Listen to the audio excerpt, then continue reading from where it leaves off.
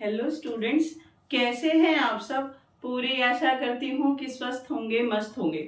आज इस वीडियो में हम क्या करने वाले हैं, क्लास 9th का हिस्ट्री का chapter socialism in Europe and Russian revolution, कि रशिया में क्रांति कैसे हुई राजा के खिलाफ, क्या वो लोग चाहते थे, सोशलिज्म ऑफ कोर्स। तो आधा चैप्टर हम रशिया के बारे में पढ़ेंगे और आधा चैप्टर हम कि सोशलिज्म इन यूरोप, कि सोशलिज्म यूरोप में कैसे आया। तो इससे पहले की वीडियो में मैंने आपको बताया कि मिड 19th सेंचुरी में यूरोप कंट्रीज के अंदर क्या था बेटा, अलग अलग आइडियोलॉजी एग्जिस्ट करते थे। कुछ सोशलिस्ट थे, ठीक है, और कुछ रेडिकल्स हैं, कुछ लिबरल्स हैं, कुछ कंजर्वेटिव हैं और कुछ सोच से नेशनलिस्ट हैं। तो वो मैंने सारी आइडियोलॉजीज आपको पढ़ा दिए हैं। आज इस वीडियो में हमारा जो नेक्स्ट टॉपिक है वो हम स्टार्ट करते हैं। आज हम करेंगे कि सोशलिज्म कैसे यूरोप के अंदर आया। ठीक है, तो सबसे पहले हमें सोशलिस्ट समझने पड़ेंगे कि कौन है सोशलिस्ट, क्या होता है सोशलिज्म। अब आप सोचो अच्छे से। Socialism, this is the ideology. According to it, socialist person believed कि all the resources of your country distributed according to the work, यानी कि अगर किसी ने जो भी काम किया है, मान लो एक फैक्ट्री है और फैक्ट्री के अंदर जिसने जितना काम करा है तो according to work profit distributed. ऐसा नहीं है कि सारा जो प्रॉपर्टी है सिर्फ मालिक के हाथ में रहे, सारा जो प्रॉफिट है वो मालिक के हाथ में रहे। तो सोशलिस्ट प्राइवेट प्रॉपर्टी के खिलाफ होते हैं। कान खोल के दिमाग में डालो कि इफ समवन इज सोशलिस्ट तो दे कंडेम प्राइवेट प्रॉपर्टी के खिलाफ होते हैं। वो ये कहते हैं कि प्राइवेट प्रॉपर्टी अगर किसी के पास है तो बेटा वो प्रॉफिट तो प्रोड्यूस करते हैं लेकिन जस्ट फॉर ओन, अपने लिए, ठीक है, और दूसरों को एक्सप्लॉइट करते हैं, जैसे वर्कर क्लास है। इतनी बात आपको समझ में आ गई कि सोशलिज्म किस आइडियोलॉजी में बिलीव करते हैं। सोशलिज्म को जो फॉलो करते हैं उनका मानना होता है कि जो भी मिलकर लोग सारे वर्कर या मजदूर काम कर रहे हैं तो जो प्रॉफिट होगा, तो जिसने जितना काम करा है उस हिसाब से प्रॉफिट क्या हो, शेयर हो जाए। इतनी बात समझ आई। प्लस वो किस चीज के खिलाफ है, प्राइवेट प्रॉपर्टी के। और अगर कोई भी सोशलिस्ट है तो इस बात में विश्वास करता है कि ये जो प्राइवेट प्रॉपर्टी है ना, यही समाज की सबसे बड़ा रूट कॉज है हर बीमारी का, हर इलनेस का। इट मीन्स समाज में जो खराबी होती है, ऊंच नीच की भावना पैदा होती है, वो प्राइवेट प्रॉपर्टी से ही शुरू होती है। एक के पास बहुत ज्यादा और एक के पास बहुत कम। तो आपको समझ आया कि सोशलिज्म तो बहुत अच्छी बात है ना, कि सारे लोगों को अकॉर्डिंग टू वर्क जो है प्रॉफिट डिस्ट्रीब्यूट हो। तो ये सोशलिज्म, ये जो आइडियोलॉजी है ना, इसने अट्रैक्ट करा यूरोप की कंट्रीज के लोगों को। ठीक है, अब मैं आपको कुछ बहुत बड़े सोशलिस्ट जो हैं जिन्होंने सोशलिज्म को फैलाने का काम करा है, एक एक करके उनके बारे में समझाते हैं। सबसे पहले आपको दिखाई दे रहा होगा यहाँ पे, एक है लुइस ब्लंक और दूसरा नाम क्या है बेटा, यहाँ पे आप समझो, Ethiopian socialist believed in cooperative where profit were be shared on the basis of the work done the members। कहने का मतलब क्या है कि अगर कोई सोशलिस्ट है तो वो चाहते हैं कोऑपरेटिव सोसाइटी। कोऑपरेटिव सोसाइटी मतलब जहां पर जो रिसोर्सेस हैं वो मिलाकर सारे लोगों के, सारे जो प्राइवेट जो छोटी छोटी प्रॉपर्टी हैं सबको मिलाकर एक कोऑपरेटिव सोसाइटी बना दी जाए और जो चीज़ें हैं वो इकट्ठा प्रोड्यूस हो, सारे लोग मिलकर काम करें और जो प्रॉफिट है अकॉर्डिंग टू द वर्क, कि किस मेंबर ने कितना काम करा उस हिसाब से शेयर हो जाए। ठीक है, ठीक है। Robert own built new harmony in Indiana, ठीक है, यूएसए में है जगह इंडियाना, यहाँ पे रॉबर्ट ओवेन ने हार्मनी इन इंडियाना, ठीक है, न्यू हार्मनी इस नाम का कोऑपरेटिव सोसाइटी खोला था। क्या चाहते थे, सोशलिज्म को बढ़ावा देना चाहते थे। उन्होंने ऐसी कोऑपरेटिव सोसाइटी क्यों खोली कि जिसका जितना जिसने प्रॉपर्टी मिलाई है सारे मिलकर काम करेंगे और जिसका जो काम जितने जिसने मेहनत करी है उस हिसाब से उसका प्रॉफिट शेयर कर दो। तो इसे कहते हैं कोऑपरेटिव सोसाइटी। और पहली बार यहाँ पर बहुत हाईलाइटेड नाम है रॉबर्ट ओवेन, ये आपको पिक्चर में भी दिखाई देगा। इन्होंने कोऑपरेटिव सोसाइटी खोली यूएसए के अंदर और नाम क्या है, न्यू हार्मनी इन इंडियाना, याद रहेगा। नेक्स्ट नाम है लुइस ब्लंक। देखो जो लुइस ब्लंक हैं, ये पिक्चर आपको दिखाई देगी लुइस ब्लंक की, ठीक है। ये कहते हैं कि इंडिविजुअल एफर्ट्स से काम नहीं चलेगा। अगर एक बंदा, जैसे रॉबर्ट ओवेन ने करा, कोऑपरेटिव सोसाइटी खोल दी, तो इंडिविजुअल एफर्ट से बहुत स्लो इफेक्ट आएंगे। ठीक है, तो वो चाहते हैं कि गवर्नमेंट एनकरेज कोऑपरेटिव सोसाइटी, कि हर कंट्री की जो गवर्नमेंट है वो कोऑपरेटिव सोसाइटी को खोलने का इनिशिएट ले। ठीक है, और जब गवर्नमेंट हर कंट्री के अंदर कोऑपरेटिव सोसाइटी करेगी तो सोशलिज्म जल्दी बढ़ेगा। ठीक है, अगर आप रॉबर्ट ओवेन का नाम देखेंगे, इन्होंने न्यू हार्मनी नाम का कोऑपरेटिव सोसाइटी इंडस्ट्री खोली है यूएसए के अंदर, लेकिन इंडिविजुअल एफर्ट है ना, एक आदमी ने खोला। लेकिन जो लुइस ब्लंक हैं, वो क्या चाहते हैं कि cooperative society open in different countries with initiative of government, की हर कंट्री की गवर्नमेंट खुद इनिशिएट ले, एनकरेज करे लोगों को कोऑपरेटिव सोसाइटी के लिए। और क्या होते हैं कोऑपरेटिव सोसाइटी? जहां पर सारे लोग अपने प्रॉपर्टीज को मिला देंगे, रिसोर्सेज को मिला देंगे, मिलकर काम करेंगे, और जिसने जितना काम करा है उस हिसाब से सारे मेंबर्स में प्रॉफिट शेयर हो जाएगा, उसको कहते हैं कोऑपरेटिव सोसाइटी। ठीक है, इतनी बात आपको समझ में आ गई होगी कि ये है रॉबर्ट ओवेन और ये है लुइस ब्लंक। कोऑपरेटिव सोसाइटीज इन्होंने खोली है, लेकिन जो लुइस ब्लंक है वो गवर्नमेंट का इंटरफेयर चाहते हैं कि गवर्नमेंट कोऑपरेटिव सोसाइटी खोलेगी तो जल्दी जल्दी स्टैब्लिश होंगी। और जो रॉबर्ट ओवेन है, इन्होंने इंडिविजुअल एफर्ट्स, इन्होंने खुद कोऑपरेटिव सोसाइटी खोली है। इतनी बात आपको समझ में आ गई होगी। प्लीज एक बात याद रखना, कहीं अगर आप भूल रहे हैं, कंफ्यूज हो रहे हैं, क्योंकि देखो लिबरल्स हैं, रेडिकल्स हैं, कंजर्वेटिव्स हैं, नेशनलिस्ट हैं, रेवोल्यूशनरीज हैं, तो डेमोक्रेट्स हैं, ऑटोक्रेट्स हैं, तो आइडियोलॉजी हर किसी की सोच अलग अलग होती है। अगर सोशलिज्म आ रहा है ना, तो सिर्फ इतनी बात याद रखना, सोशलिस्ट अगेंस्ट प्राइवेट प्रॉपर्टी। अब आप सोच के देखो, क्या आप दिमाग से सोशलिस्ट हैं? Socialist, if someone is socialist follow socialism, तो किस चीज के अगेंस्ट होंगे? तो वो प्राइवेट प्रॉपर्टी के खिलाफ होंगे। कोऑपरेटिव सोसाइटी चाहते हैं जहां पर मिलकर प्रोडक्शन हो और जिसने जितनी मेहनत करी है उसका उतना शेयर। क्लियर हो गया? आगे चलते हैं, साइंटिफिक सोशलिज्म, हिस्टोरिकल पर्सनालिटी। अगर सोशलिज्म की आइडियोलॉजी को सबसे ज्यादा किसी ने प्रमोट किया है और लोगों ने उनको फॉलो किया है, तो उनका बेटा नाम है कार्ल मार्क्स। आप ये नाम याद रखेंगे, सोशलिज्म को सबसे ज्यादा प्रमोट करने वाले, लोगों को प्रभावित करने वाले। क्या नाम है? Karl Marx. ठीक है, कार्ल मार्क्स के साथ एक और नाम एनसीईआरटी में है, फ्रेडरिक एंजल। लेकिन आपको नाम कार्ल मार्क्स पेपर में आता है कि वो क्या सोचते हैं सोशलिज्म के बारे में।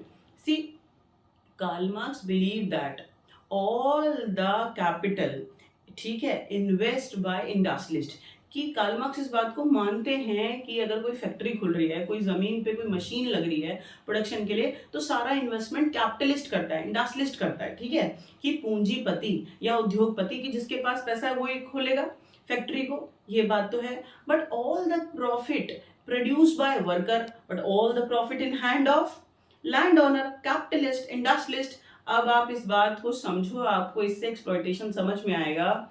ये तो मान लेते हैं ये कार्ल मार्क्स की थ्योरी है अबाउट सोशलिज्म, वो समझाना चाहते हैं कि समाज में है क्या, कि जो इंडस्ट्रियलिस्ट होते हैं, लैंड ओनर्स होते हैं, कैपिटलिस्ट होते हैं, जिनके पास पूंजी होती है, पैसा होता है, वो क्या करते हैं? फैक्ट्री खोल सकते हैं, इन्वेस्टमेंट लगा सकते हैं, मशीन लगा दी, ठीक है, जमीन खरीद ली, लेकिन बेटा काम कौन करता है? मजदूर। तो प्रॉफिट कौन प्रोड्यूस कर रहा है? कौन चीजें प्रोड्यूस कर रहा है? मजदूर। लेकिन सारा प्रॉफिट किसके हाथ में आ रहा है? कैपिटलिस्ट के हाथ में। तो जो कार्ल मार्क्स हैं वो चाहते हैं कि जो मजदूर हैं वो क्या कर रहे हैं? वो बहुत ज्यादा एक्सप्लॉइट हो रहे हैं, डिस्क्रिमिनेट हो रहे हैं, बहुत मिजरेबल कंडीशन में है।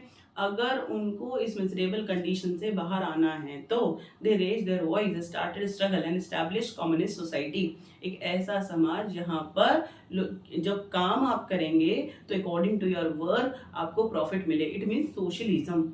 इतनी बात आपको समझ में आई कि कार्ल मार्क्स क्या कह रहे हैं? सोशलिज्म को बढ़ावा दे रहे हैं। And he persuaded this thing कि all the capital invest by capitalist, कि मान लेते हैं कि जो पूंजी थी पूंजीपति ने लगाई थी, लेकिन सारा प्रॉफिट किसने प्रोड्यूस करा? वर्कर ने प्रोड्यूस करा।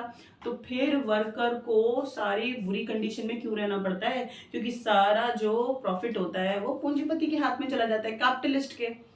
तो कार्ल मार्क्स क्या चाहते हैं? कार्ल मार्क्स कहते हैं मजदूरों से इकट्ठा हो, आवाज अपनी उठाओ, लड़ो पूंजीपति से। और कैसा समाज बनाना है? कम्युनिस्ट सोसाइटी, जहां पर सोशलिज्म हो, सभी के लिए बराबरी हो, अकॉर्डिंग टू वर्क आपको प्रॉफिट में हिस्सा मिले। ठीक है, इतनी बात आपको समझ में आ गई होगी। अब देखो, कार्ल मार्क्स है industrial society as capitalist and society which made profit. तो इंडस्ट्रियल सोसाइटी में कैपिटलिस्ट के पास सारा प्रॉफिट होता है। This profit were made by worker. कौन बनाता है इस प्रॉफिट को, कौन पैदा करता है? फैक्ट्री में काम कौन कर रहा है? ठीक है, खेतों में काम कर रहा है मजदूर और किसान काम कर रहे हैं। Workers should overthrown capitalist and established a communist society. कैसे सोसाइटी बनानी पड़ेगी? कम्युनिस्ट सोसाइटी, समुदाय, जहां सोशलिस्ट सोसाइटी बनानी पड़ेगी जहां पर सबको बराबरी का अधिकार मिले। अकॉर्डिंग टू वर्क, जब वो प्रोडक्शन करें तो अपने काम के हिसाब से उन्हें प्रॉफिट में हिस्सा मिले। इतनी बात दिमाग में भर गई। आज के बाद आप कार्ल मार्क्स नहीं भूलेंगे। हिस्टोरिकल पर्सनालिटी हैं जो सोशलिज्म को बढ़ावा देते हैं। और क्या उन्होंने लिखा है सोशलिज्म के बारे में, ये आपके सामने। ठीक है, आगे चलते हैं। Support for socialism. Karl Marx हैं, फेडरिक एंजल हैं, ठीक है, लुइस ब्लंक हैं, रॉबर्ट ओवेन हैं, सब ने अलग अलग तरीके से सोशलिज्म को प्रमोट करना शुरू कर दिया। जब आपके सामने कोई प्रमोशन होता है तो यू फैसिनेट, ठीक है, आपको टीवी में अगर कोई ऐड दिखाते हैं तो आप अट्रैक्ट होते हैं ना। तो बस उसी तरीके से मिड 19th सेंचुरी में यूरोप में लिबरल्स थे, रेडिकल्स थे, कंजर्वेटिव थे, नेशनलिस्ट थे। लेकिन जब कार्ल मार्क्स जैसे बड़े फिलोसफर्स ने सोशलिज्म को, ठीक है, लोगों के सामने स्प्रेड करा तो लोग उससे फैसिनेट हो गए और वो भी अपनी अपनी कंट्री में सोशलिज्म को स्टैब्लिश करना चाहते थे। इतनी बात आपको समझ में आ गई। तो जहां पर भी यूरोप में जो भी सोशलिस्ट को हैं और जो सोशलिज्म को मानते हैं, उसको सपोर्ट करते हैं, उसको सारी जगह पर यूरोप में फैलाना चाहते हैं, उन लोगों ने एक ऑर्गेनाइजेशन बनाई, नाम है सेकंड इंटरनेशनल। और इसमें सारे सोशलिस्ट अलग अलग कंट्रीज से मिलते थे and they make a strategy कि how they spread socialism overall in Europe. इतनी बात आपको समझ में आ गई। देखो, ये क्या है, सेकंड इंटरनेशनल का पिक्चर है। They all were socialist. ये सेकंड इंटरनेशनल है, सारे सोशलिस्ट हैं। अब मेरी बात समझो। सपोर्ट फॉर सोशलिज्म पूरे वर्ल्ड में, स्पेशली यूरोप की कंट्रीज में सोशलिज्म को फैलाने के लिए 1870s में क्या किया गया, एक इंटरनेशनल बॉडी ऑर्गेनाइजेशन बनाई गई जिसका नाम है second international. In Germany the social Democrat party, a labour party in Britain and socialist party in France. देखो बेटे, पूरे विश्व में जितने भी सोशलिस्ट हैं वो सब कहाँ आके मिल रहे हैं, सेकंड इंटरनेशनल। तो दिस इज द ऑर्गेनाइजेशन जहां पर अलग अलग कंट्री के सोशलिस्ट आके मिल रहे हैं, स्ट्रैटेजी बना रहे हैं कि सोशलिज्म को कैसे बढ़ाएं। इतनी बात समझ में आ गई।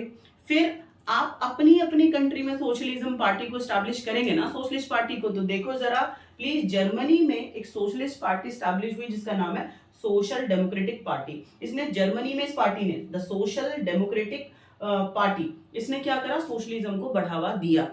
ठीक है। A labour party in Britain, Britain में कौन सी है, लेबर पार्टी, इसने सोशलिज्म को ब्रिटेन में सपोर्ट करा और फैलाया। A socialist party in France, और फ्रांस में एक पार्टी का नाम है सोशलिस्ट पार्टी, इसने फ्रांस में सोशलिज्म को बढ़ाने की कोशिश करी। तो these are the example, Germany में, ब्रिटेन में और फ्रांस में अलग अलग जगह पर सोशलिस्ट पार्टी खुली अलग अलग नाम से, जहां पर जो सोशलिस्ट हैं वो सोशलिज्म को बढ़ाने की कोशिश कर रहे हैं। ठीक है, याद रहेगा आपको। और सेकेंड इंटरनेशनल तो आपको बिल्कुल नहीं भूलना चाहिए, एक नंबर के लिए बहुत इंपॉर्टेंट है कि this is the organisation which is support socialism and spread socialism ideology between European people.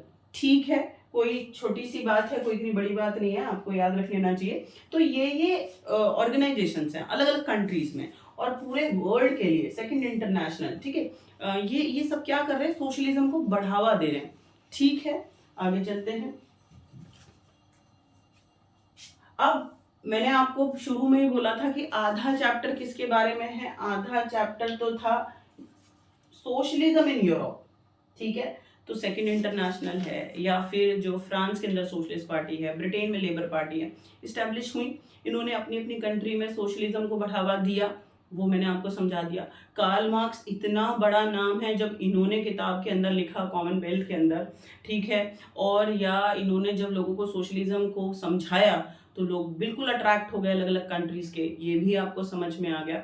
तो ये वो तरीका है कि किस तरीके से सोशलिज्म पूरे यूरोप की कंट्रीज में फैला। सोशलिज्म का मतलब आपको समझ में आ गया होगा, जहां पर जो रिसोर्सेस होते हैं प्रोडक्शन के लिए, उन पर सबका अधिकार होगा और क्या होगा बेटा कि जिसने जैसा काम करा है उस हिसाब से उसको प्रॉफिट मिल जाएगा, जिसने ज्यादा करा ज्यादा और जिसने कम किया कम। ठीक है, ऐसा नहीं होगा कि all the property hand concentrated in few hand, कि कुछ ही लोगों के पास प्रॉपर्टी है बाकी लगे हुए मजदूरी में, एक्सप्लॉइटेशन हो रहा है। इतनी बात आपको समझ में आ गई। अब मैं आपको सीधा रशिया पे लेके चलूंगी और जो भी बोलेंगे ना रशिया के बारे में बोलेंगे कि रशिया की क्या कंडीशन है। रशिया में तो ऑटोक्रेटिक मोनार्की थी, राजा का शासन था, तो ऐसा क्या हो गया, कौन से रीजन थे जो रशिया रेवोल्यूशन हुआ और रशिया बाद में एक बहुत बड़ी सोशलिस्ट कंट्री बना। तो अब आधा चैप्टर हम कर चुके हैं कि यूरोप में सोशलिज्म कैसे आया, कार्ल मार्क्स के व्यूज के थ्रू आया या और जो बुक्स के थ्रू आया, सबने सोशलिज्म आइडियोलॉजी को अपनाने की कोशिश करी, पार्टी बनाई, ठीक है। लेकिन अब मैं आपको सिर्फ रशिया पे लेके चलती हूँ। लेट्स टॉक अबाउट, ठीक है, जार निकोलस। अगर आपको रशिया को समझना है कि रशिया में सोशलिज्म कैसे आया, रशिया ही सबसे बड़ी सोशलिस्ट कंट्री कैसे बनी, जबकि सोशलिज्म सबसे पहले फ्रांस में आया, फ्रेंच रेवोल्यूशन 1789, रशियन रेवोल्यूशन तो 1917 में बाद में हुआ है, लेकिन सबसे बड़ी सोशलिस्ट कंट्री रशिया कैसे बन गया हमें वो समझना है। चैप्टर का आधा नाम क्या है, रशियन रेवोल्यूशन, ठीक है। देखो ये है जार निकोलस 1914, याद रखेंगे 1914 में ये रशिया की गद्दी पर बैठे। ये ऑटोक्रेटिक है, राजतंत्र, राजा का बेटा राजा, ठीक है। तो उस तरीके से एक राजा है, मोनार्क है, डेस्पोटिज्म, अनलिमिटेड पावर इनके पास है। तो ठीक है, बहुत सारे कंट्रीज में ऑटोक्रेटिक सिस्टम था, बैठा तो बैठा, क्या दिक्कत है, याद रहेगा जार निकोलस, ठीक है। तो इनका नाम है जार निकोलस, 1914 में ये गद्दी पर बैठे। चलो कोई दिक्कत नहीं होनी चाहिए, बैठ गए तो बैठ गए। अभी हमें समझना है रशिया का geographical condition that time period, जब रेवोल्यूशन हुआ 1917 में, जब क्रांति हुई तो रशिया का क्या कंडीशन है। आज रशिया अगर आप देखेंगे, ठीक है, वर्ल्ड मैप पे तो अब भी बहुत बड़ा है ज्योग्राफिकली। और अगर हम, और अभी तो रशिया में से बहुत सारे छोटे छोटे पार्ट अलग अलग होकर इंडिपेंडेंट कंट्री बन गए, लाइक पोलैंड, ठीक है, यूक्रेन, ये सब रशिया के हिस्से थे पहले। इतना समझ में आ गया। तो ज्योग्राफिकली देखें, जब जार निकोलस ना गद्दी पे थे तो उस टाइम पे रशिया बहुत ज्यादा बड़ा था, लार्ज जो एरिया था वो रशिया के पास था। समझ में आ गया। आप ये देखो जरा, आपको याद रखना है एक नंबर के लिए कि जार निकोलस के टाइम पर टी साइलेंट है, ठीक है। तो जार निकोलस के टाइम पर बहुत सारे छोटे छोटे कंट्री जो आज इंडिपेंडेंट है वो रशिया का ही हिस्सा थे, जैसे कि Finland, Latvia, Lithuania, Estonia, part of Poland, Ukraine and Belarus. These all are now today independent countries. At that time period, these territories part of Russia. तो कैन यू इमेजिन रशिया कितना बड़ा होगा। आज भी रशिया ज्योग्राफिकली एरिया बहुत ज्यादा है Russia के पास, और जब ये सब भी रशिया के पास थे तो रशिया कितना बड़ा होगा। अब मैप में देखो कि रशियन एम्पायर में पोलैंड भी आता है, आजाद है, फिनलैंड भी आता है, ये सब आजाद हो गए। तो एक नंबर में आता है कि रशिया, जब जार निकोलस सेकंड गद्दी पे थे तो रशिया में कौन कौन सी टेरिटरीज थी, तो लथाविया, लुथेनिया, बेलारूस, पोलैंड, ये सब रशिया का हिस्सा था। याद रहेगा आपको। आगे चलते हैं, लेट्स टॉक अबाउट, आपको ये याद रखना चाहिए, आप भारत में रहते हैं, भारत में मेजॉरिटी पॉपुलेशन हिंदू धर्म है। क्या यहाँ पर और धर्म के लोग नहीं रहते, मुस्लिम नहीं रहते, सिख नहीं रहते, रहते हैं ना। तो हमें जानना है, एक नंबर का क्वेश्चन है, बहुत इंपॉर्टेंट है, कि रशिया में मेजॉरिटी पॉपुलेशन का रिलीजन क्या है। तो majority population follow Orthodox Christianity, ठीक है। और उसके अलावा यहाँ पे कैथोलिक्स भी रहते हैं, प्रोटेस्टेंट्स भी रहते हैं, मुस्लिम्स भी रहते हैं, ठीक है, बौद्धिस्ट भी रहते हैं। तो प्लीज आप ये बात याद रखेंगे। अच्छा, बच्चों को बड़ा कंफ्यूजन होता है ऑर्थोडॉक्स क्रिश्चियनिटी, कैथोलिक्स क्रिश्चियनिटी और प्रोटेस्टेंट क्रिश्चियनिटी। देखो हिंदुओं में जैसे होता है ना division, lower caste, upper caste, Jat, Gurjar, Rajput हैं तो सारे हिंदू ना, तो डिवीजन होता है, थोड़े थोड़े से कल्चर में फीचर अलग अलग होते हैं। बस उसी तरीके से बेटे आपको याद रखना है कि रशिया में majority population follow Orthodox Christianity. तो क्रिश्चियन धर्म का एक पार्ट है, एक, ठीक है, वो है ऑर्थोडॉक्स। जो सबसे पुराने रिलीजन को क्रिश्चियंस में फॉलो करते हैं उनको कहते हैं ऑर्थोडॉक्स। तो ऑर्थोडॉक्स क्रिश्चियनिटी, क्रिश्चियन धर्म को मानने वाले जो हैं वो क्या है, सबसे ज्यादा मेजॉरिटी पॉपुलेशन रशिया की उसको फॉलो करती है। याद रहेगा, ऑर्थोडॉक्स क्रिश्चियनिटी, ये पेपर के अंदर आता है। ठीक है। और अदर रिलीजन, मुस्लिम्स भी वहां पे रहते हैं रशिया में, बौद्धिज्म को फॉलो करने वाले रहते हैं, कैथोलिक्स वहां पे रहते हैं। क्लियर। तो रिलीजन वाइज मेजोरिटी में कौन रहते हैं? ऑर्थोडॉक्स। ठीक है। और क्या जब जार निकोलस गद्दी पे था तो बहुत सारी टेरिटरीज थी रशिया का पार्ट? बिल्कुल थी। जैसे पोलैंड याद रख लेना, लथाविया याद रख लेना, लुथेनिया याद रख लेना, बेलरस याद रख लेना। क्लियर। फिनलैंड याद हो जाएगा आपको। तो ये आपको समझ में आया होगा रशिया का रिलीजन कंडीशन और रशिया का ज्योग्राफिकल कंडीशन। एक इम्पॉर्टेंट इंफॉर्मेशन, अगर आपको 9th और 10th क्लास के सोशल साइंस के नोट्स चाहिए या आपको 11th और 12th क्लास के हिस्ट्री और पॉलिटिकल साइंस के नोट्स चाहिए तो फिर आप मेरे नॉलेज हब ऐप को ज्वाइन कर सकते हैं या आप मेरे टेलीग्राम लिंक को ज्वाइन कर सकते हैं। दोनों आपको डिस्क्रिप्शन बॉक्स में मिल जाएगा लिंक। आप यहाँ से इजी लैंग्वेज में बहुत अच्छे से एक्सप्लेनेशन है नोट्स में, आप पढ़ सकते हैं। तो आपकी जो स्टडी का जो पूरा रास्ता है वो बहुत आसान होने वाला है। आप वीडियोस को देखते रहो, नोट्स को पढ़ते रहो और खुश रहो और आपका एग्जाम अपने आप बहुत अच्छा होने वाला है। ठीक है? ठीक है, आगे चलते हैं। अब आपको सीधे 5 नंबर के क्वेश्चन पे लेके चलती हूँ। इस चैप्टर का सबसे इम्पोर्टेंट जो हिस्सा है वो है कॉजेज ऑफ रशियन रेवोल्यूशन। ऐसा क्या हो गया कि रशिया में राजा के खिलाफ क्रांति हुई। राजा बैठा 1914 में गद्दी पे और 17 में तो जो वर्कर्स ने हाल मचाए और जो पूरी कंट्री में क्रांति हुई है और जार निकोलस सेकेंड को 2 मार्च को अपने पावर्स को एब्डिकेट करना पड़ा, छोड़ना पड़ा। तो वो मैं आपको, एक रीजन तो हुआ नहीं होगा कि रात को कुछ हुआ, राजा के खिलाफ लोग भड़क गए और दिन में राजा को गद्दी से उतार दिया। तो बहुत छोटे छोटे अलग अलग विस्फोट हुए होंगे, लोग प्रवोक हुए होंगे, अलग अलग कम्युनिटीज हैं, चाहे पीजेंट्स हैं, चाहे वर्कर हैं, चाहे लॉ सिस्टम है ना। तो मैं वन बाय वन वो सारे रीजन आपके सामने रखूंगी जिसकी वजह से रशिया में क्रांति हुई। बात समझ में आई आपको? Let's talk about causes of Russian revolution. सबसे पहले हम वर्कर की कंडीशन पढ़ेंगे। It's very very simple. ठीक है, कोई दिक्कत वाली बात नहीं है। ये मजदूर हैं, पिक्चर से इमेजिनेशन करना चाहिए। आप रशिया में बैठे हैं, आप मजदूर हैं, थोड़ी देर के लिए इमेजिनेशन करो जो मैं बोल रही हूँ। जब इमेजिनेशन करेंगे तो हिस्ट्री कहीं नहीं जाएगी और आप बुक्स लेकर रटने की कोशिश करेंगे तो कभी याद नहीं होगी। तो आप सोचो, आप रशिया में बैठे हैं और उस टाइम में जब जार निकोलस सेकंड गद्दी पे था और आप मजदूर हैं। ठीक है, तो क्या कंडीशन थी मजदूरों की, जरा समझो। पहली बात तो ये कि रशिया की जो प्रोमिनेंट इंडस्ट्री थी वो या तो सेंट पीटर्सबर्ग में थी या मॉस्को में थी। भाई रशिया बहुत बड़ा है, बहुत सारी जमीन है, लेकिन रशिया में जो ज्यादातर पॉपुलेशन है वो है एग्रीकल्चरिस्ट। वो मैं आपको अभी पीजेंट की कंडीशन में समझाऊंगी।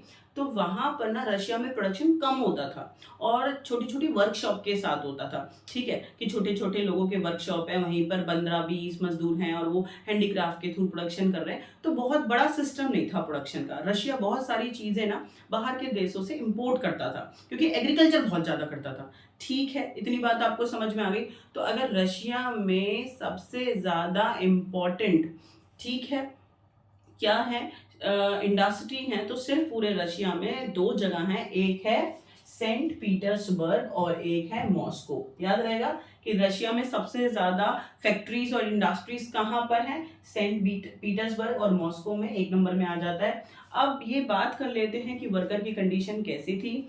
तो दैट टाइम पीरियड ना गवर्नमेंट ने पॉलिसी बना रखी थी, सुपरवाइजर्स और पुलिस को अपॉइंट कर रखा था कि जो वर्कर्स हैं उनकी कंडीशन को चेक करते रहें, सुपरवाइज करते रहें, but they avoid their duties. ठीक है, प्लस गवर्नमेंट ओन फैक्ट्रीज नहीं हैं, प्राइवेट हैं। ठीक है, तो प्राइवेट ओनर्स तो आपको जानते हैं कि जो वर्कर हैं, मजदूर हैं, ठीक है, रशिया के, they work for long hours. ठीक है, 12 से 18 घंटे, 14 घंटे, 15 घंटे वो काम कर रहे हैं and they receive low wages. सिर्फ इतनी सी बात याद कर लो, आज के बाद आप नहीं भूलेंगे। आप पूरे वर्ल्ड में कहीं चले जाना, टिल टुडे मजदूरों कितने ही पॉलिसी गवर्नमेंट लेके आ जाए, मजदूरों की हालत खराब ही रहती है। ठीक है, क्योंकि सबसे ज्यादा लोड मजदूरों पे होता है प्रोडक्शन का या एग्रीकल्चरिस्ट पे, और दोनों ही खराब कंडीशन में होते हैं। ठीक है, तो रशिया की बात कर रही हूँ कि रशिया में जो मजदूर हैं वो क्या है, there condition was miserable, they leave in miserable conditions. और क्या हो रहा है, they work for long hours, लंबे घंटों तक काम कर रहे हैं फैक्ट्रीज में, and they receive low wages. अगर मैं औरतों की बात करूं तो जो वर्कर्स में फीमेल भी हैं, मेल भी हैं, तो मेल से ज्यादा फीमेल जो है उनकी कंडीशन और ज्यादा खराब है। याद रहेगा आपको। प्लस एक बात और आपको याद रखनी है देखो, आपके देश में जो इंजीनियर है ना वो भी मजदूर है, और जो बोझा ढोता है वो भी मजदूर है। आपको नहीं मैम, इंजीनियर तो डिप्टी कलेक्टर होता है, बहुत अच्छे से सूट बूट पहन के जाते हैं। बेटा होता तो मजदूरी है, प्रोडक्शन में ही उसका काम आता है। बट इतनी सी अंडरस्टैंडिंग रखो, जो इंजीनियर होते हैं ना वो क्या होते हैं, वो स्किल्ड लेबर होते हैं, वो ट्रेंड लेबर होते हैं, ठीक है, वो एजुकेटेड लेबर होते हैं। उन्हें काम बहुत परफेक्शन से आता है कि इस मशीन को ऐसे डिजाइन करना है, चलाना है इंजीनियर भी मजदूर, बट वो क्या है, स्किल्ड लेबर। और जो अनस्किल्ड लेबर होते हैं वो बोझा ढोने वाले, जिन्हें कुछ नहीं पता, जो भी काम थोड़े से पैसों से उनसे करा लो, रोटी के लिए वो कर लेंगे। तो जो रशिया है वहाँ पे स्किल्ड और अनस्किल्ड लेबर थे। जो स्किल्ड लेबर हैं, जो स्टील फैक्ट्री में करते हैं, जो वेल ट्रेंड हैं, वो अपने आप को क्या करते समझते थे, दे डिक्लेयर ऑटोक्रेट बिटवीन मजदूर, कि मजदूरों की जितनी कम्युनिटी है ना, कोई जूता बना रहा है या कोई और कुछ प्रोडक्शन कर रहा है, सबसे ज़्यादा हम हैं ऑटोक्रेट, हम सबसे ज़्यादा पावरफुल हैं मजदूरों में, क्योंकि हम स्किल्ड लेबर हैं। तो रशिया में जो मजदूर हैं वो कैटेगराइज्ड हैं, स्किल्ड और अनस्किल्ड लेबर। प्लस आपको याद रखना है कि जो मजदूर हैं वो कैसे कैटेगराइज होते हैं। कुछ मजदूर तो देखो आज भी आप अपने देश के अंदर देखो कि गांव से माइग्रेट टू सिटी, गांव से शहरों में आते हैं या नहीं आते हैं, और क्या करते हैं, यहाँ पर आके वे बेटा मजदूरी करते हैं। लेकिन समय समय पर गांव जाते हैं, कभी भी अपने गांव से रिलेशन नहीं तोड़ते। और कुछ लोग होते हैं कि they migrate from village to city and they permanent settle here, यानी गांव से शहर में आते हैं और गांव को छोड़ देते हैं और यहीं सेटल हो जाते हैं। तो same as it is in Russia. अब दिमाग लगाओ कि रशिया में मजदूरों की अलग अलग कंडीशन है, कैटेगराइज्ड हैं, ठीक है। ऐसे मजदूर जो गांव से आके परमानेंट सिटी में सेटल हो गए, और ऐसे मजदूर जो गांव से अपने कनेक्शन को नहीं तोड़ते, बार बार गांव जाते रहते हैं, एक बार। और मजदूरों में स्किल्ड भी हैं, जो वेल ट्रेंड हैं काम में, प्रोडक्शन में, और ये हैं अनस्किल्ड, जो जिसको जैसा भी छोटा मोटा काम दे दो कर लेते हैं, ठीक है।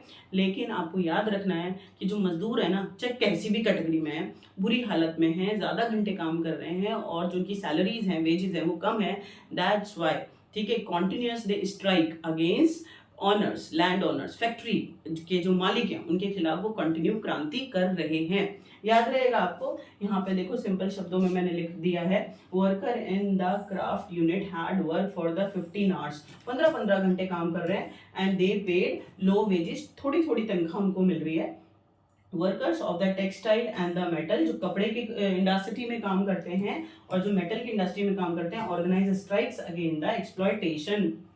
बस अगर आपसे कोई पूछे, आज के बाद आपको नहीं भूलना, कंडीशन ऑफ वर्कर अलग से भी आ जाए रशिया में, तो जो वर्कर हैं वो बहुत बुरी कंडीशन में हैं, 15 घंटे काम कर रहे हैं, उनकी जो सैलरी है वो कम है, और इसीलिए वो क्या कर रहे हैं, स्ट्राइक कर रहे हैं, हड़ताल कर रहे हैं। आवाज तो उठाएंगे ना भाई, जरूरी है। आगे चलते हैं, कंडीशन ऑफ पीजेंट्स, किसानों की क्या हालात है।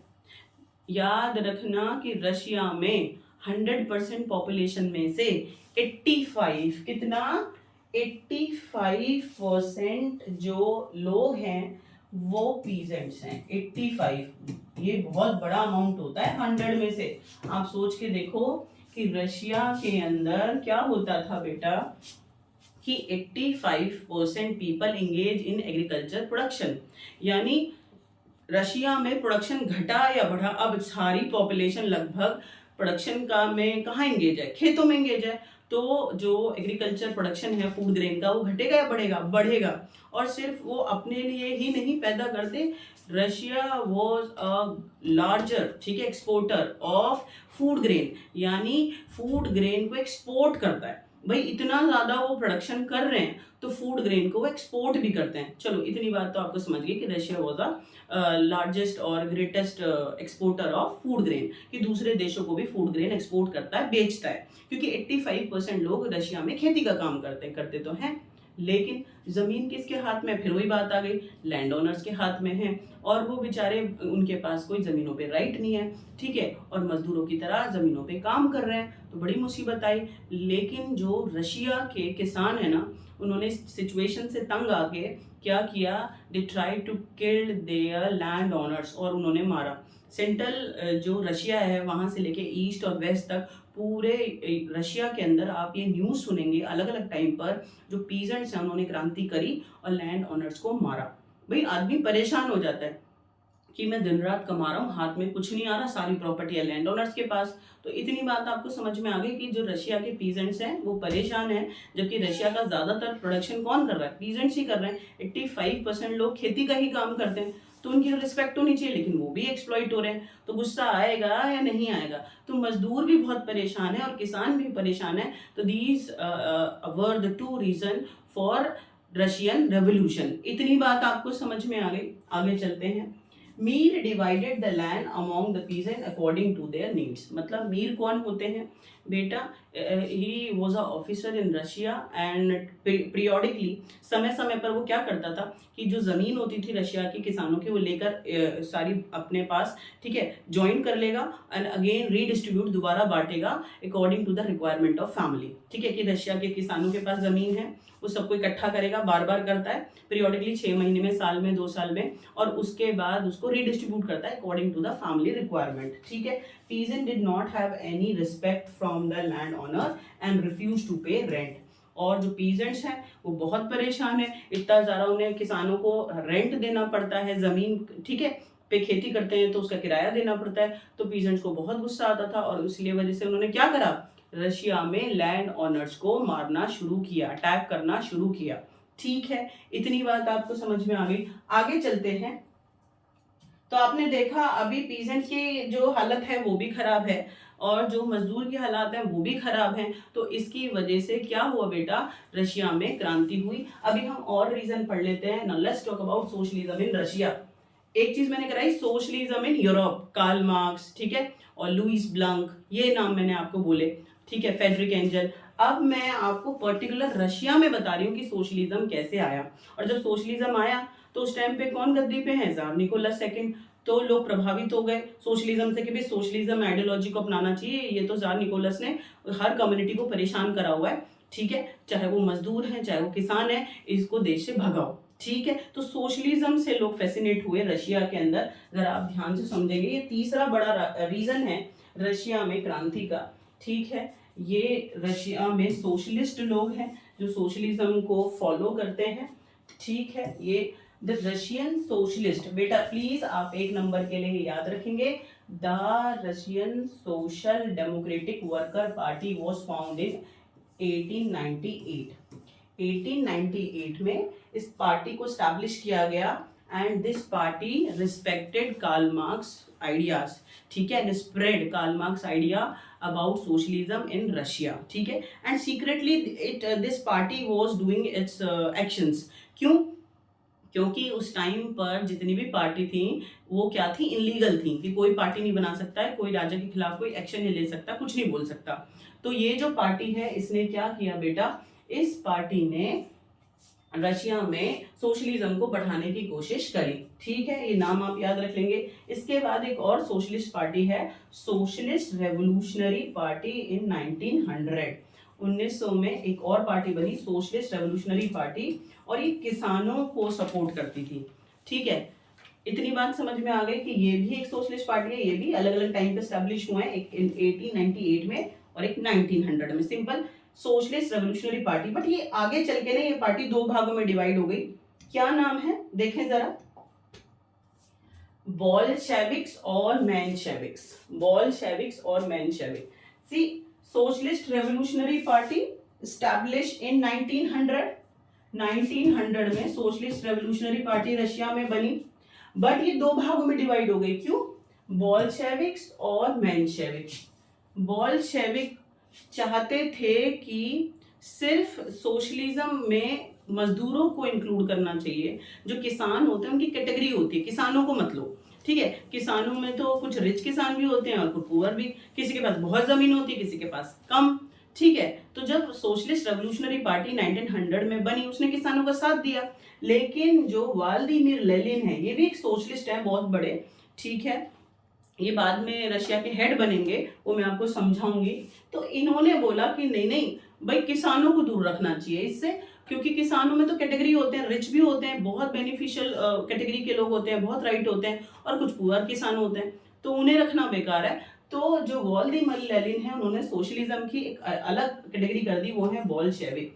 ठीक है, अब आप समझो the Bolshevik group through that in a repressive socialists like Tsarist Russia. The party should be disciplined and should control the number and quality of its member.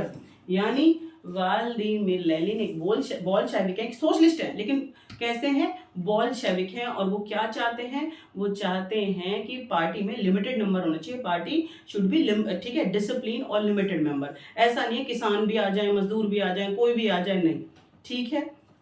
अच्छा, और जो मेनशेविक हैं, देखो बोल्शेविक के हेड का क्या नाम है, व्लादिमीर लेनिन, और जो मेनशेविक हैं सोशलिस्ट, इनके हेड कौन है, जूलियस मार्टोव, जूलियस मार्टोव। और ये क्या चाहते हैं, ठीक है, thought that the party should be open at all in Germany. Germany में इन्होंने पहले इस्टेब्लिश करा बोल्शेविक मेंशेविक पार्टी, और इन्होंने बोला कि भाई ये पार्टी सबके लिए ओपन है, मजदूरों के लिए, किसानों के लिए, कोई भी इसमें ऐड हो सकता है। तो प्लीज आप ध्यान से समझना, रशिया में सोशलिज्म को बढ़ावा देने के लिए, लोगों को सोशलिस्ट बनाने के लिए क्या किया गया बेटा, सोशलिस्ट रेवोल्यूशनरी पार्टी बनाई गई 1900 में। लेकिन आप याद रखना, this party divided into 2 parts, एक है बोल्शेविक्स और एक हो गए मेनशेविक्स। इतनी बात समझ में आ गई आपको। आगे चलते हैं, नेक्स्ट रीजन क्या है, एक हमने क्या रीजन पढ़ा, कंडीशन ऑफ पीजेंट्स, एक हमने क्या पढ़ा, कंडीशन ऑफ वर्कर्स, फिर हमने पढ़ा सोशलिस्ट, ठीक है, सोशलिज्म कम इन रशिया। ये 3 कारण हम पढ़ चुके हैं जिसकी वजह से क्या हुआ, जार निकोलस के खिलाफ क्रांति करी रशिया में लोगों ने। आगे चलते हैं, हमारा जो चौथा रीजन है वो है ब्लडी संडे। पता है क्या हुआ, लोग ऑटोक्रेटिक सिस्टम के खिलाफ थे, दे एस्टैब्लिश डिफरेंट कम्युनिटी और पॉलिटिकल पार्टीज, ठीक है, और यूनियन, ट्रेड यूनियन, ठीक है, और they discuss about their rights. एक पर्टिकुलर, मैं आपको इंडस्ट्री का नाम बता रही हूँ, वर्कशॉप नाम है द पॉटलीलूव आयरन वर्क, पॉटलीलूव आयरन वर्क, ठीक है, ये वर्कशॉप है। यहाँ से ना 4 मजदूरों को ऐसे ही डिसमिस कर दिया गया। मजदूर तो भड़क गए कि बिना नोटिस के कैसे निकाल दिया, आज इनको निकाला है, कल किसी और को, क्यों, क्योंकि 1904 में इन 4 मजदूरों को पॉटलीलूव आयरन इंडस्ट्री से निकाल दिया। क्यों निकाल दिया, क्योंकि बेटा ये ट्रेड यूनियन के मेंबर थे और ये अधिकारों की बात करते थे, तो इन्हें निकाला। तो बाकी सारे मजदूर भड़क गए और सेंट पीटरबर्ग में से अलग अलग फैक्ट्रीज में से 1,10,000 मजदूर इकट्ठा हो गए और वो स्ट्राइक पर आ गए, हड़ताल पर आ गए, अलग अलग, कि उन सब ने आवाज उठाई कि आज इन 4 को निकाला है तो कल हमें भी निकालेंगे। इतनी बात समझ में आ गई आपको। When the procession of the worker led by the Father Gapon reached the Winter Palace, it was attacked by police. अब आप सोचो, 4 मजदूरों को निकाला, सही या गलत, बिल्कुल गलत करा। मजदूर अवार्ड उठाएंगे या नहीं उठाएंगे, उठाएंगे। तो ये सारे मजदूर क्या हो गए, अंडर लीडरशिप ऑफ फादर गैपोन। जब कोई स्ट्राइक होती है, हड़ताल होती है, कोई तो लीडर होता है ना, तो इन मजदूरों का लीडर कौन बना, फादर गैपोन। और शांति से 1905 में ये विंटर पैलेस पहुंच रहे थे राजा से मिलने के लिए, अपनी बात करने के लिए, लेकिन राजा इनसे नहीं मिला। ऑर्डर टू पुलिस की स्टॉप देम, और पुलिस ने इन पे फायर कर दिया, इनको मारा। तो इसकी वजह से क्या हुआ बेटा, 100 वर्कर वर किल्ड, 100 मजदूरों को मार दिया गया, प्लस 300 घायल हो गए। 300 क्या हो गए, घायल हो गए। तो this incident we known as bloody Sunday, one of the biggest reason against tsar Nicholas revolution, February revolution. जो मजदूरों को बिना बात के मारा, भाई सुन लेता उनकी बात। तो जब ये न्यूज सारे में फैली पूरे रशिया में, तो लोग, चाहे स्टूडेंट है, मिडिल क्लास है, सब भड़क गए कि तो बिल्कुल गलत है, बहुत बड़ा एक्सप्लॉयटेशन है। तो ब्लडी संडे आपको याद रहेगा कि ये बहुत ज़्यादा सिंपल है, आपको याद कर लेना चाहिए कि एक इंसिडेंट हुआ कि 4 मजदूरों को फैक्ट्री से निकाला, पॉटलीलूव आयरन वर्कशॉप से। तो बाकी जो सेंट पीटरबर्ग में अलग अलग फैक्ट्री में थे, 1,10,000 मजदूरों ने स्ट्राइक कर दी। फादर गैपोन उनके लीडर बने, विंटर पैलेस में राजा से मिलने के लिए जाने लगे, पीसफुल प्रोसेशन, शांति से। राजा उनसे नहीं मिला और क्या हुआ, और राजा ने पुलिस को बोला इनको रोको, ठीक है। तो उन्होंने क्या करा, इन्हें मारना शुरू करा। तो 100 मजदूर मर गए और बेटा 300 घायल हो गए। तो इसको हम, इंसिडेंट को हम क्या कहते हैं, ब्लडी संडे। आगे चलते हैं,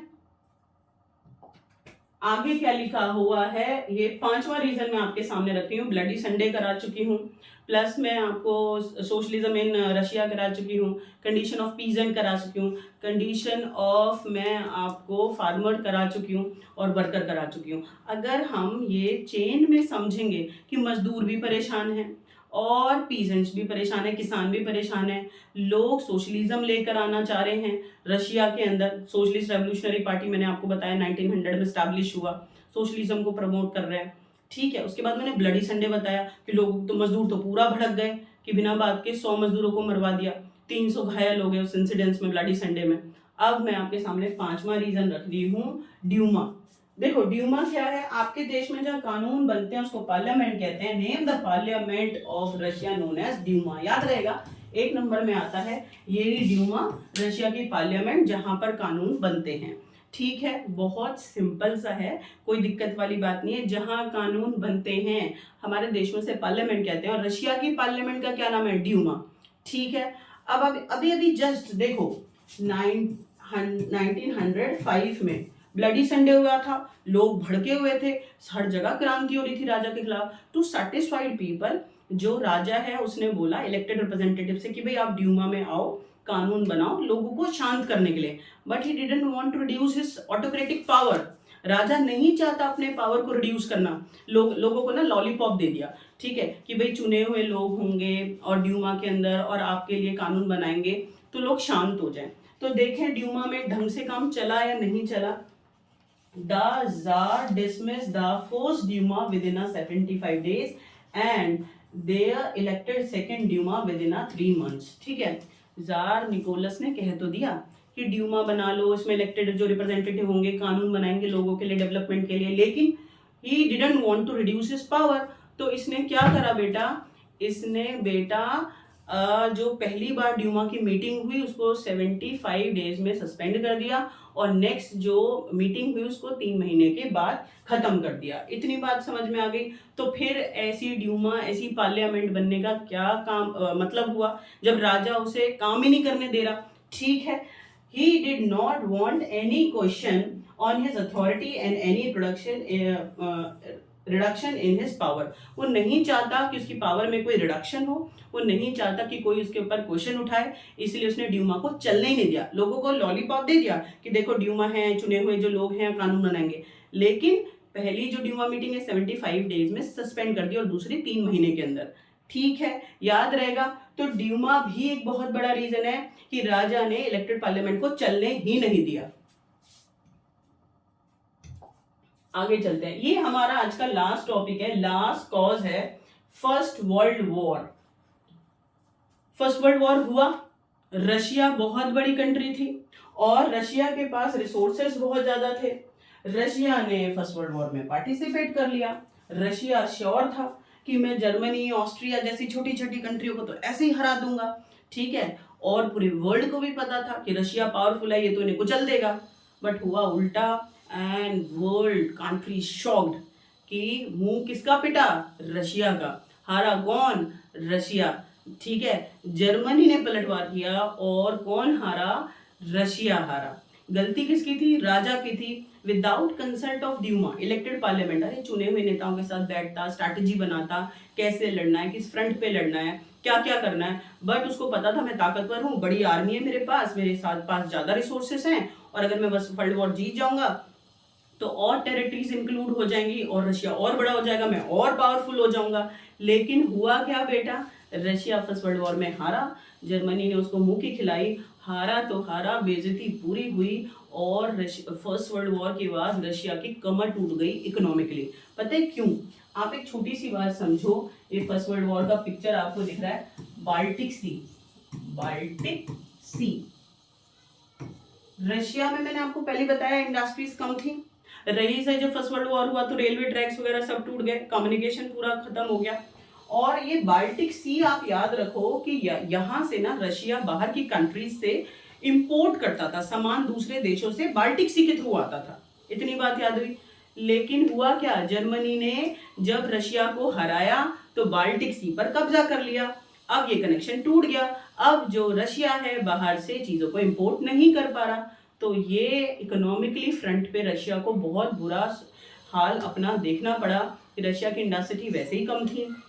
रशिया में जो एबल बॉडी मैन थे, जो ताकतवर मजदूर थे, उन्हें आर्मी में ठूस दिया गया फर्स्ट वर्ल्ड में लड़ने के लिए। तो शॉर्टेज ऑफ लेबर भी हो गया, शॉर्टेज ऑफ वर्कर हो गया, इंडस्ट्रीज बर्बाद हो गई, रेलवे लाइन जो है वो टूट गए, और जो बाल्टिक सी पे है वो जर्मनी ने कब्जा कर लिया, बाहर से भी सामान नहीं आ पा रहा है। तो शॉर्टेज ऑफ जो चीज़ें हैं, गुड्स कितना हो गया, मजदूर भी नहीं है कि अपने घर में कुछ पैदा कर ले अपनी फैक्ट्रीज में, तो मजदूर सारे कहाँ भेज दिए हैं लड़ने के लिए। और अब आपको बता देती हूँ शॉर्टेज ऑफ फूड भी हो गया फर्स्ट वर्ल्ड वॉर के बाद। क्यों?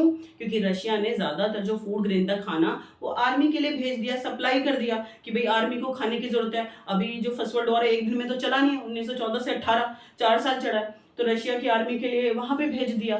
तो शॉर्टेज ऑफ फूड रशिया में हो गया ड्यूरिंग फर्स्ट वर्ल्ड वॉर, और लोग लंबी कतारों में फूड शॉप के सामने खड़े होते थे, और जो रोटी है ना, ब्रेड, उसके लिए रॉयट दंगे करते थे, लड़ते थे। इतनी बात आपको समझ में आ गई। देखो जरा, आपको ये बात समझ में आएगी, ये फर्स्ट वर्ल्ड वॉर है। Tsar Nicholas II decided to participate in First World War without consent of Duma। बिना इलेक्टेड पार्लियामेंट के उसने डिस्कस किए हुए फर्स्ट वर्ल्ड वॉर में वो चला गया। ठीक है। Losses face by the Russia in Germany and Austria between 1914 to 16, यानी रशिया को जर्मनी से हारना पड़ा, प्लस किससे हारना पड़ा बेटा, उसको ऑस्ट्रिया से भी हारना पड़ा। डिक्लाइन इन इंडस्ट्रियल प्रोडक्शन, मैंने आपको बताया कि शॉर्टेज ऑफ इंडस्ट्रियल प्रोडक्शन हो गया, शॉर्टेज ऑफ लेबर हो गया, ना तो बाहर से मंगवा पा रहे थे हम चीजें रशिया। क्यों? क्योंकि बाल्टिक सी के थ्रू आता था, उस रास्ते से आता, वो जर्मनी ने कब्जा लिया।